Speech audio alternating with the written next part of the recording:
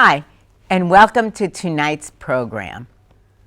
I'm Audrey Trachtman, president of Amit, and I'm honored to be moderating tonight's panel from Amit's Gogia Center in Ra'anana, Israel. September is a vital time of year for Amit, with tens of thousands of Israeli school children heading back to our schools.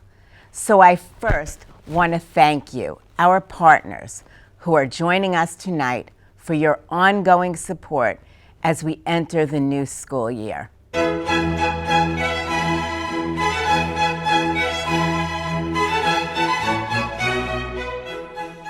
I use the American Express card. For the same reason, I use a Stradivarius.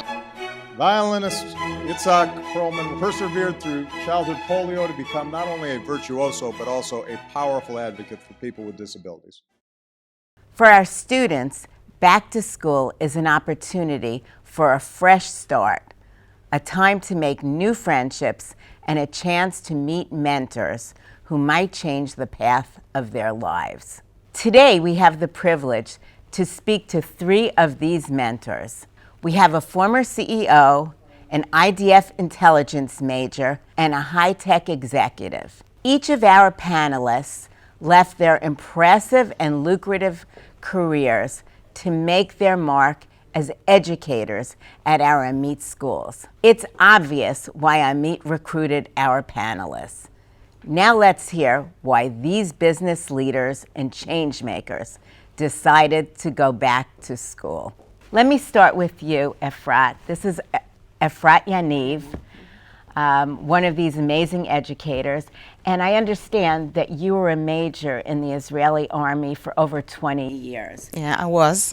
Can you tell us about your career in intelligence, as much as you can? I know that's always very secretive, but... Yeah.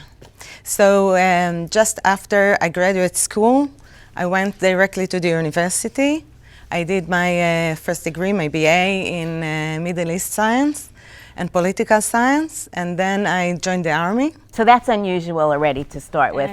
How did you go first to school and then? It's a special program, but there is several students from school that go every year to this kind of program. But then you have to do a little bit more years in the Army to serve a little bit more. So you know that you are going for a long term to the Army in advance.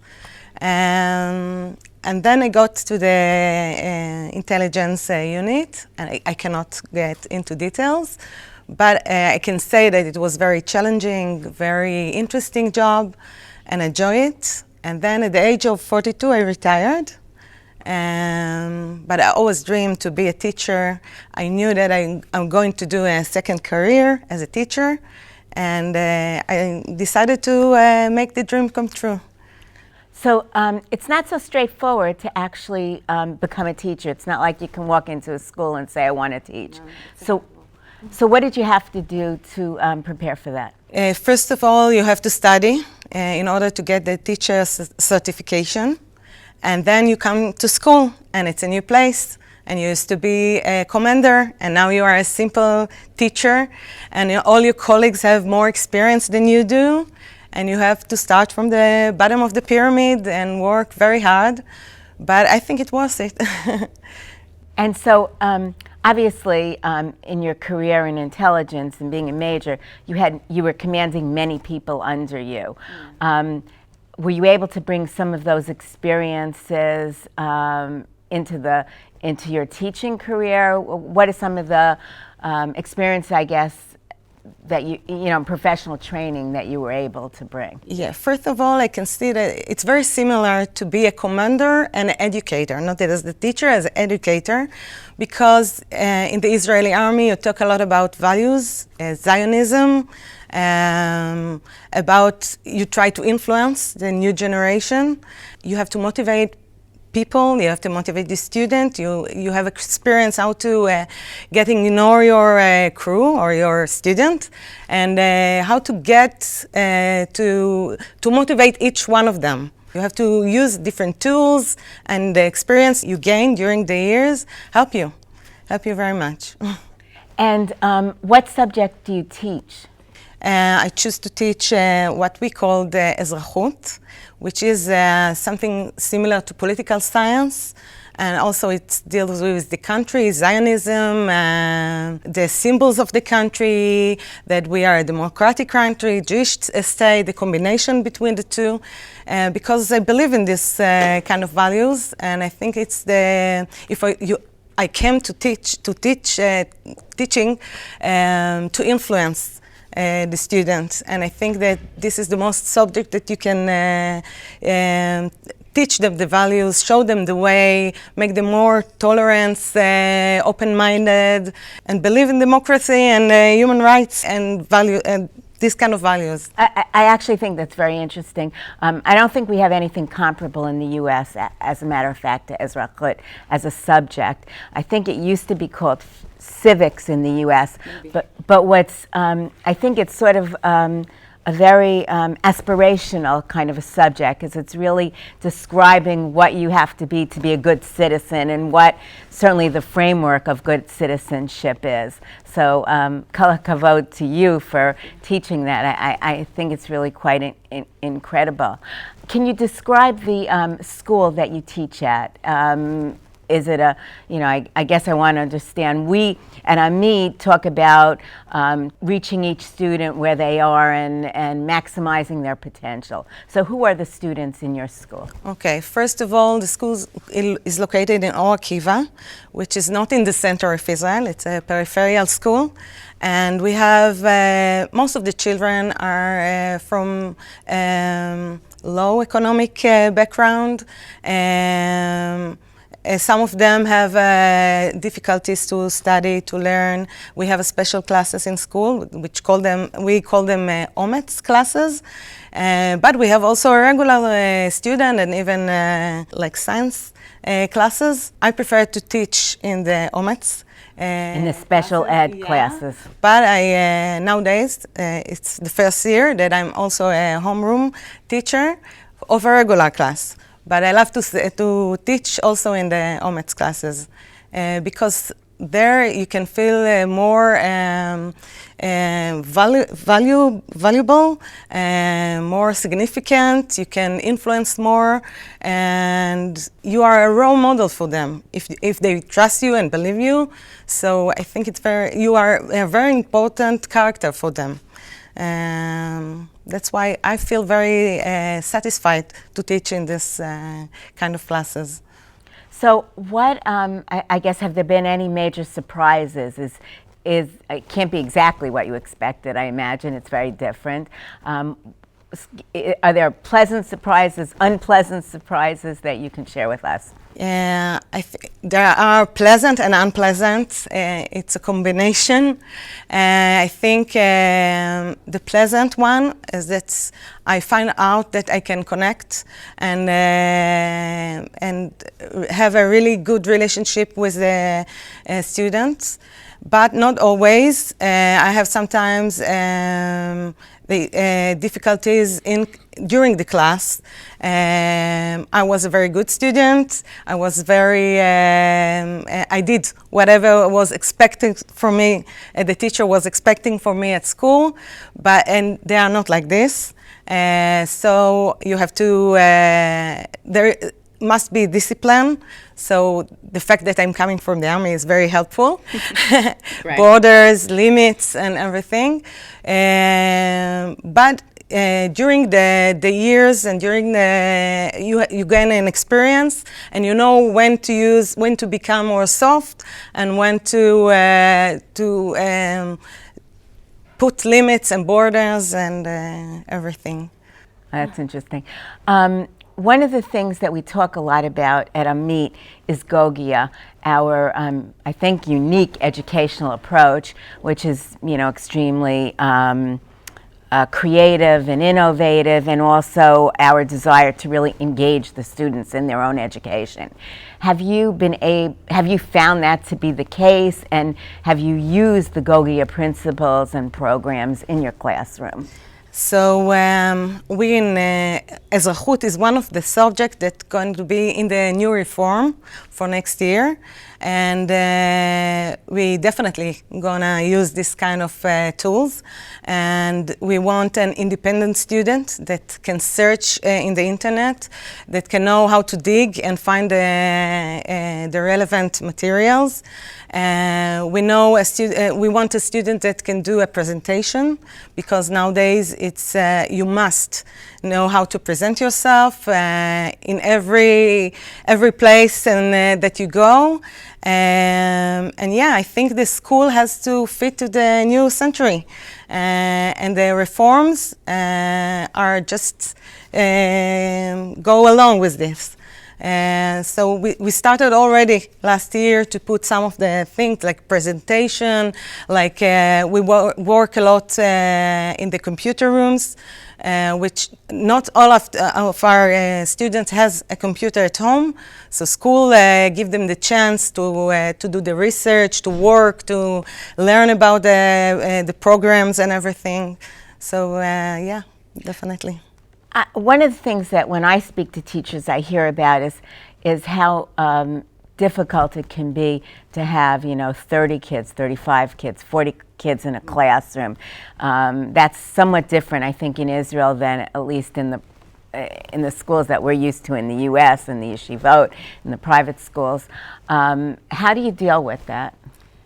First of all, it's very difficult because I believe that you have to see everyone in class, and it's very difficult to watch 38 kids. Some of them have difficulty to learn in a big class. Some of them are ADD, ADHD, and all the noise in class is make them hard life. So we give a private lesson during school for kids that is not with us in the class. I have to look and see who can I see that is missing something, have gaps or something, and then I offer him to come. It's my duty to give it. So I call him after school and sit with him, and sometimes it's in a group, to make sure that he's with us, with all the class, and understand. Amazing. Yeah. Thank you. Thank you for sharing that. Thank you. I think I'd like to turn it over to Herzl Aviv. Herzl, I know that you were the CEO of Motorola Mobile, which is a very big job here in Israel, and that after you retired, you decided to teach. So why don't you give us your background and talk about some of your experiences in the business world. Hi. Like my colleagues, I also made my BSc in electrical engineering before the army. Oh, so you're another one. So I see we have a trend here of amazing students. Yeah. Okay. So after I finished my BSc in Technion for electrical engineering, I joined the Air Force in the maintenance side. By the way, major as well. And I'll have to start saluting you as you speak. Okay. And later on, basically, I made my MBA in Tel Aviv University, etc. So I found myself more as a manager, as a mentor.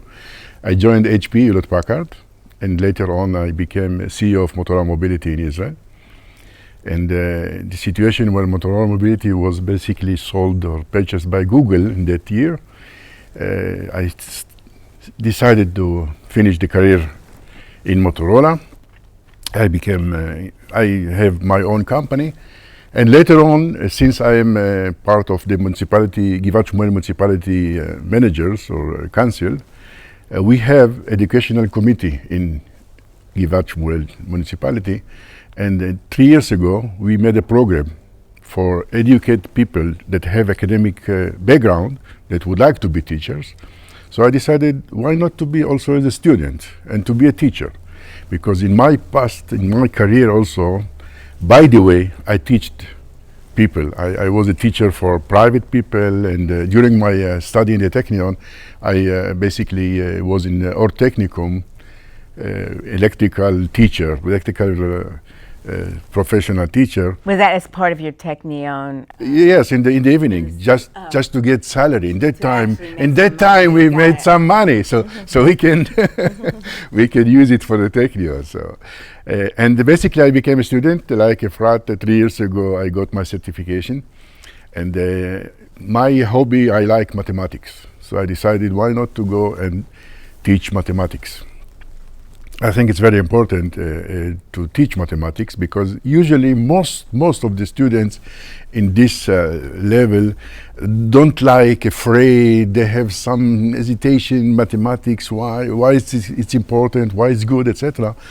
And I'm trying basically to bring my experience as a mentor, as manager, as major, as CEO, etc., to convince the students why mathematics is important for life, and to try to connect them to this subject of mathematics. Basically what I'm trying to do is to bring the theory to the reality.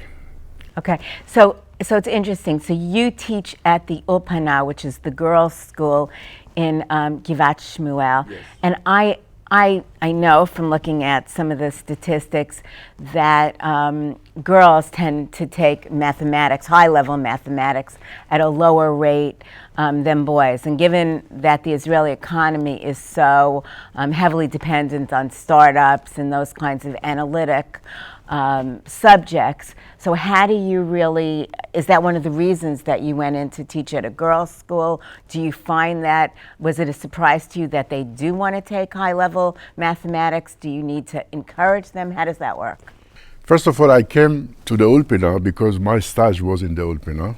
I live in Givat Shmuel. I am in the council of the municipality of Givat Shmuel as member of the education committee. And I found the Ulpana and Givat Shmuel a special place. Teamwork, they are very, very good environment, good atmosphere. So I said, why not to continue there? It's 5 minutes walking from my apartment to the Ulpana. If it's rainy, I can do it very fast. So I decided to continue there. And I can tell you it's a very good place to be there, although it's girls. But it's make the teaching mathematics to girls is even more, let's say, something that you have to invest a lot of thinking how to bring the theory to them. It's very, very important to bring the theory of them. I can give you an example if you want to. Sure, that would be great. One of the subjects of the mathematics is in geometry that we are teaching the similarity of triangles, which is something, it's how do I use it? So when I showed to them that basically, based on this theory, you can measure the height of the tower without going and measure it by meter, just to stand and your height, the shadow of yours, the distance or the measure of your shadow and the shadow of the tower, and you can calculate the height of the tower, which is very nice. When the students see it, it's very nice. So I think that bringing the reality to theory or the theory to reality is very, very important. By the way, you asked Efrat about the size of the class. It's 30, 35. What we are trying to do in the Ulpana is basically to split them. After 10 minutes, 7 minutes, 15 minutes of theory, by teaching them, to split the class to 3 groups, small groups. Students that can do the work without any helping, any assistance of the teacher, students that would like the assistance of the teacher, and the students that would like to go as a team works, etc. So it's very difficult to manage 35 students in the class. So splitting them to 3 groups, it's helping you to transfer the message, which is very, very important. It's very, very useful. And how were you able to bring the lessons that you learned as a CEO into the classroom? Are there specific examples you can point to? You said mentoring and managing and bringing the reality to the theory and vice versa. And also, by the way, take it easy. Even some students don't listen to you or they disturb you. We have experience. It's okay. You can manage it. Don't be panic. So I think it's very, very important, and I enjoy that. This mathematics is my hobby. I enjoy also to teach that, and thanks God we got some salary, but it's not. I was surprised to hear that we got salary, but. Okay. Well, I'm assuming that when you were the CEO of Motorola, you were able to make enough salary. It's So okay. now it's It's okay. I'm joking. You're about like, it. I know. Yeah. I'm a volunteer, But too, so I get it. Yeah. But I would like to tell you a story about my, let's say, 20 years ago. When to teach somebody, both sides are winners, the teacher and the students, if the lesson was good. 20 years ago, after my parents passed away, I sold their apartment. And I sat with the buyer, the potential buyer. And he said to me, look, you know, I know to read the contract and to understand the numbers, the figures, etc., because you was my teacher in the past. Wow. Which is great, you know, to hear that. I remember that 20 Did years you ago. remember him? Sure, 20 years. You know, I remember this situation that you said it's a very satisfactory situation that somebody telling you, I understand this because of you. So that motivated you to do the second but turn as a teacher. as Efrat said, even during my career as a former CEO of Motorola Mobility, basically you are a teacher as well, you are mentoring. Right. If you would like to have a teamwork in the company, you must mentoring, you must teach them, you must go with them, etc. So it's not something which is, out of the box. You are using it all the way. And even today, by the way, I'm also helping startups in Israel to build their business. So again, it's mentoring, it's educating, it's teaching them, etc. Is there any specific goals that you have for this year, having now been in the classroom for a year or two? Do you have some overriding goals for the students? I think that, as I said, maybe I repeat myself about emphasize the importance of the mathematics, to bring them to situation that, like one of the students told me yesterday, because of you, I now understand mathematics is important and I'm going to teach it, to learn it very, very seriously. I think it's very important. By the way, you mentioned September is coming back. One of the things that I am facing is that the 2 months of vacation, July, August, they forgot many things that they learned last year. So we have to repeat ourselves in September. I don't know if our colleagues face the same situation, but 2 months of vacation, you have to to do the restart for them, which is very challenging, Right. That's, I guess, one of the disadvantages of school. You don't have that in a business world. Although obviously I think the teachers also need to recharge their batteries over the summer. I'd like to turn to our third panelist here, Rachel Kreh. Rachel has also experience in high tech. That seems to be a little bit of the theme here. Do you want to talk about what you did and how you transitioned into education? Okay, so I worked in a high-tech company after I finished my BA grade in Bar-Ilan University. I worked there for something like 23 years, same place, yes. My last position was to be the connector between the customer and the developers in Israel, all over the earth. The position called product owner, because we are really takes the owner of the product. This is our baby, this is what we do, and we need to give it the most professional way we can. Wow.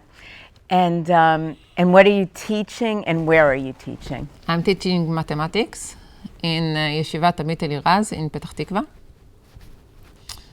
Can you describe, Amit Eliraz, I think, is a pretty unusual school. If you want to, I'd love it if you could describe it. Yes, for the people. I will.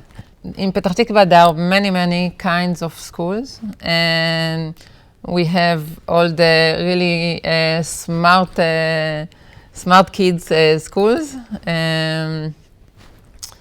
and our school, it's very small one, very family school, that the kids that we gather, it's only boys. It's the one that part of them was not seen in the previous schools. Some of them have some learning problems and so on. But what's significant in our school, it's the aim that we want to make a change in the inner side of the kids, to make them from not believing by themselves to the kids that believe in themselves and they can do everything. It's not just about teaching them, it's about make them something, make them persons. They have everything inside, but we need just to pull everything and make it a great flower. And it's not easy. I can imagine. Well, I mean, I guess we talk about that, the issue of glass ceilings. The kids have glass ceilings, and that's Inner one glass of ceiling. our... It's not that someone... I think that, as also said, the girls have outside inner ceiling. But our kids, they have the inside one, that they don't believe in themselves. I never got more than 50 in mathematics. Whoa. No one helped me. Something like this, that you need to make this change, to make them believe in themselves. So when you get into class, each one do whatever he wants, because this is what he done for the previous 6 years. And the first thing we need to do is make them a class, make them a student after the corona. That's what I was going to ask. I mean, I guess It's I think teachers all over the world have found it very, very difficult, but especially with students that you're describing, it's even more difficult. Yes. So how do you do that? a very personal work. We have small classes, something like 30 kids in a school, in a class, and 30 is considered small when you say smaller class. compared to 35. 40, wow, okay. No, it's small comparing to other schools. It's not a small, but we split them into small groups. And it makes life easier, even though it's really hard. When I have in 9th grade, I have something like 10 written kids at my class. It's easier to go each one and make sure that he really understands, and if not, to sit with him and to explain him and divide them into groups, like Herzl said, the one that knows, the one that don't knows.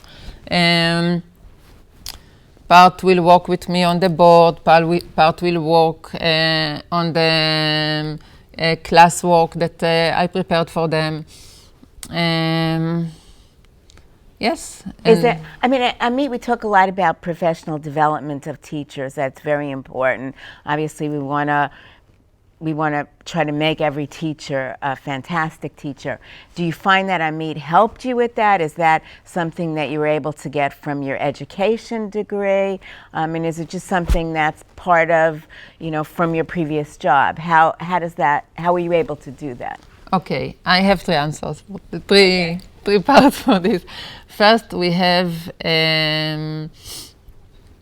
after school ishtalbuyot for teachers, very, very good one in mathematics for all the mathematics teachers. This is special for Amit, and this is great.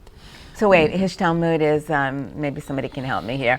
Hishtalmud is a special training? Yes, Yeah. special training. Training, Yeah. okay. By All over the year. Yeah, yeah. Oh, through the whole year. Yeah. And that's from Amit, or that's through That's the for Ministry me, of Education? for mathematics Oh, teacher. from the, Special- okay. special- So, Special for them. okay, so I know that we have a core group of mathematic teachers, you know, and it's headed by someone, and they're providing professional training. Yeah. Okay, perfect. That- Thank you. This is one. This is for the professional, for our knowledge.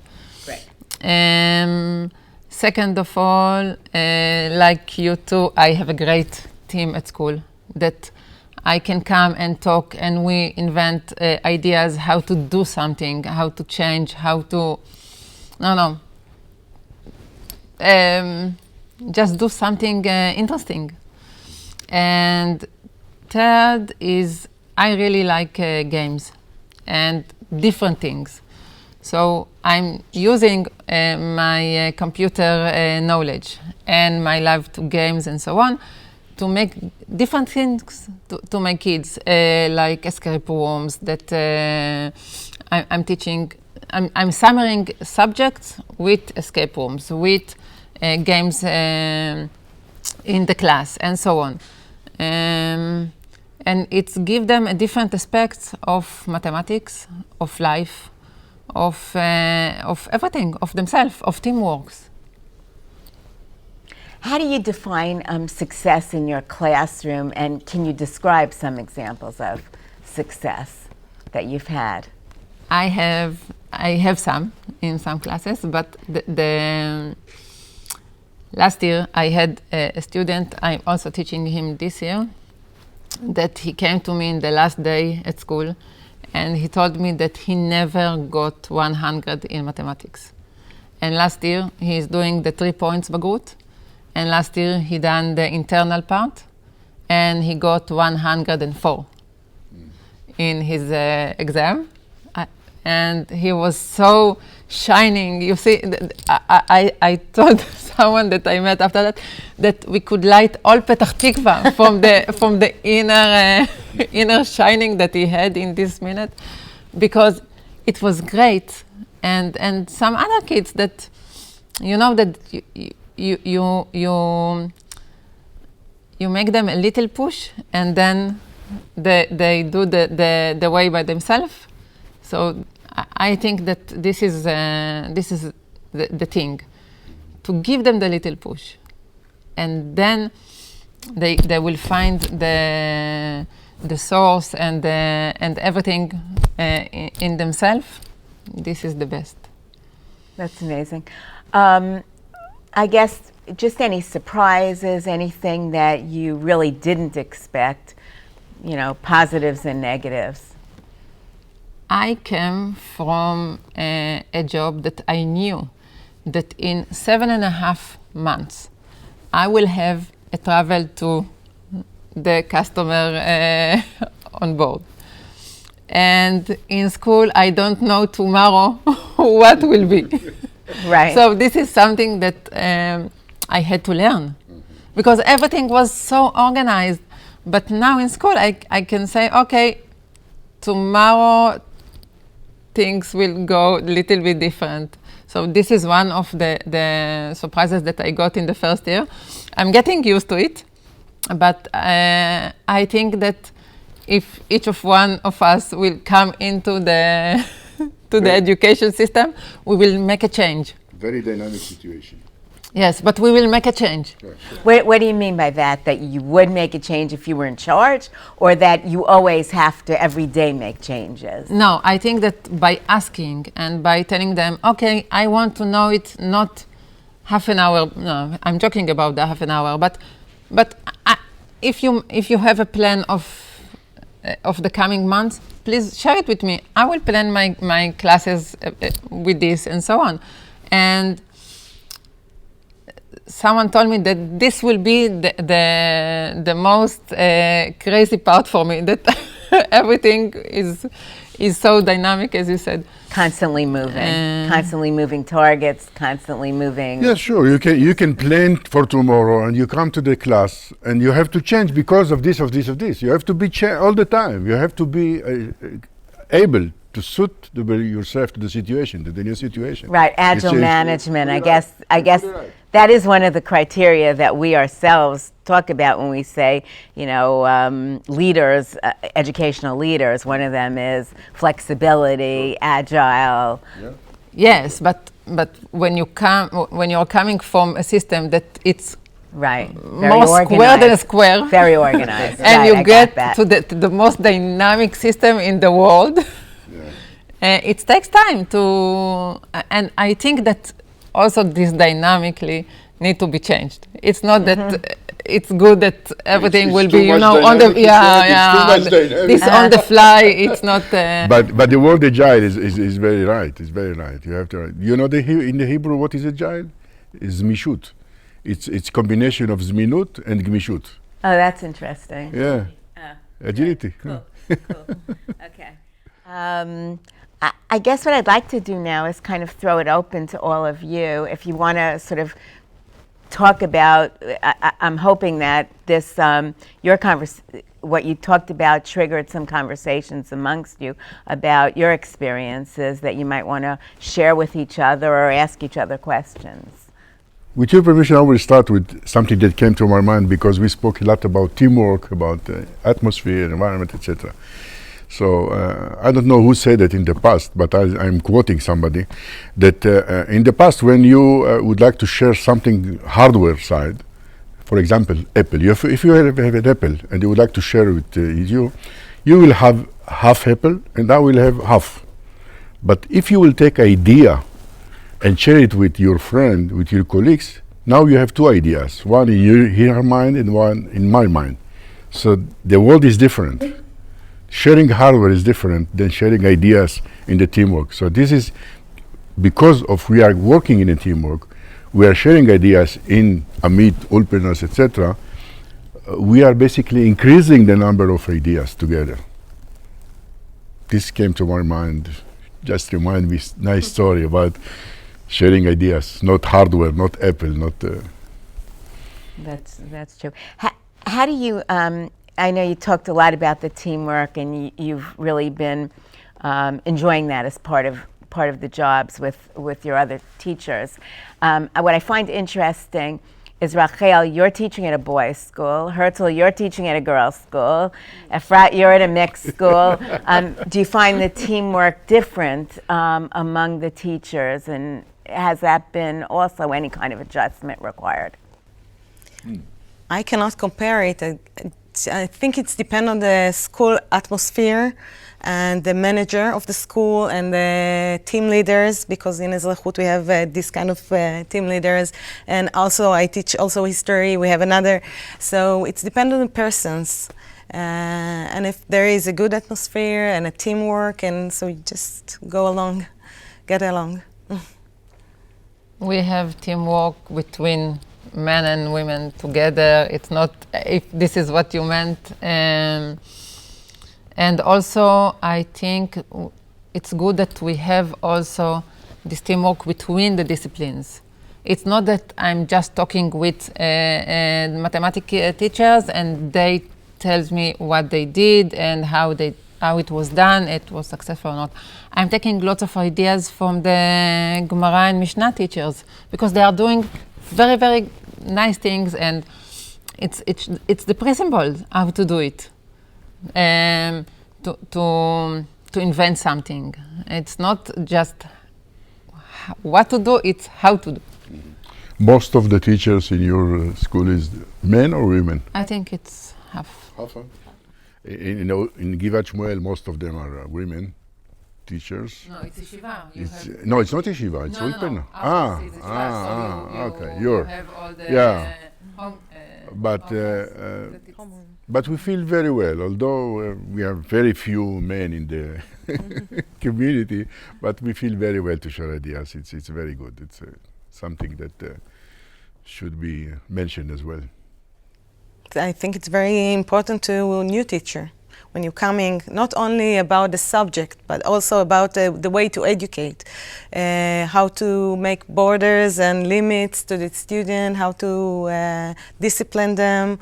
So I ask a lot, and I got good ideas, which I adopt, and I think it's contribute to my success as a teacher. That's interesting. Do you also find that because you're older than the young teachers coming in there that you can mentor them in certain ways? Does it create a mentoring relationship with the other teachers? Sure. I think as a parent, you have a lot of experience, especially I have a teenagers.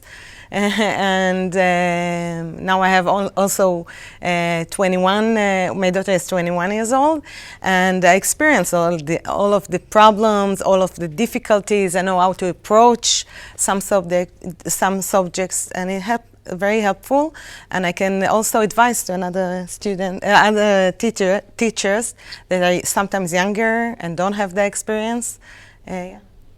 I want to say something about what you said previously, that you came from from a position in the army, and then you are the lowest in the the last teacher at school. Yes, it's a different feeling. Like, I knew everything half a year ago, and now I don't know anything. I know what I need to teach, but where things are located, what to ask whom, and so on.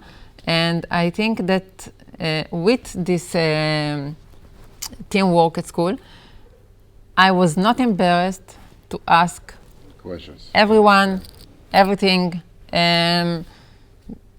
I told them, I'm asking very, very stupid questions. I know it. But this is how we start. If I will not ask, I will not know. So everybody wants you to ask, and when you ask a woman what you think, you will get a speech. So it's great to ask. There is no distance between even the manager of the Ulpana, etc., to the teachers. There is no distance. You can ask everything. I can go to her room when I see her talking every subject. It's very free, very open, which is good. Last question I would ask is, obviously it's been a while since you were students in school. How have you seen the environment change? Do you think that it needs more change? I kind of like to understand that, of coming in now after all these many years outside of education, into education. I'm talking about many years ago. I can tell you that when I was a student, basically the teacher knows everything. We came to learn from him. Today is different. Today the students, they have all the ability, access to Google, to Wikipedia, to this and this and that. So they know a lot. I hope that they don't know more than me, but but it's very, let's say, different situation when they know a lot, and you have to handle that. By the way, it's helpful in the mathematics. It's helpful because you can bring them to find the rules of the mathematics by themselves. Just an example: Pythagoras equation. You know what I think that everybody know about Pythagoras. But if you will split the groups to find the rule by themselves, by taking the triangles and the square and find that this is the rule, and coming back to the class and speak about that, something that didn't happen in the past when I was a young student. It was just rules. Yes, right. This is the rules. You have to go with it. But now they can find it by themselves, which is great. It's very great. It's a very different situation, very challenging situation. I think that the common from my school days and now that you see when the teacher really likes his work and really want to teach you from the inside, and those the teachers that we liked, and I hope that my kids will, my student, my kids also, but my student will know that we really like them and we really want to do everything from them, not only the discipline that we teach, but everything from everything. To be successful in life. Yes, and the teacher that I remember from my high school is the one that really touched us. She was the target to all our questions. not related to what she teach and everything. She was the focal point from our point of view. And I think that all of us want to be such teachers that we really make a change. I wanted to say that this generation, the new generation, is very different from ours. And I teach political science, so you teach a lot of material, but you have to be very creative. They don't have time to listen. They want you to be focused and short sentences, and so you have to be creative. And sometimes to bring movies, sometimes to make a discussion in class. It's supposed to be interesting and involve all kind of methods, and always think about something else that you can bring to the class. Creative, So very creative. Very creative. Very It's very, creative. very different from what we used to. You must be very creative. In our old school, the teacher came and then he talked for 45 minutes, and the lesson was finished. And now they cannot listen. No, the students expect something else. I get that. Okay. Thank you. This has been fantastic for me. I really so appreciate you speaking with me today, but even more for coming into Amit and after incredibly successful careers, becoming what I'm sure will be incredibly successful teachers. So thank you so much for everything you do for Amit. We're really very lucky to have you. Thank you for tuning in to tonight's program. I hope you enjoyed it as much as I did. For long years, the Inbal Jerusalem Hotel is part of the supporter of Amit. We are looking forward to see you soon here in Jerusalem.